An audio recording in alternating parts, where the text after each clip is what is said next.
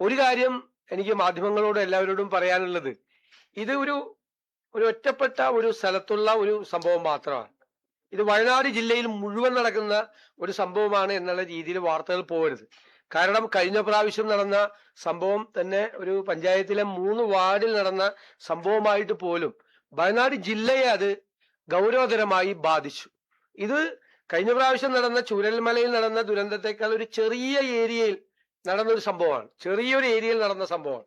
അത് മൊത്തം വയനാട് ജില്ല മുഴുവൻ കുഴപ്പത്തിലാണ് എന്നും തരത്തിലുള്ള ഒരു പ്രചരണം പോയാൽ അത് ഈ ജില്ലയിലെ ജനജീവിതത്തെയും അവരുടെ തൊഴിലിനെയും എല്ലാം ബാധിക്കുന്ന തരത്തിൽ പോകുമെന്നുള്ള ഒരു റിക്വസ്റ്റ് കൂടി.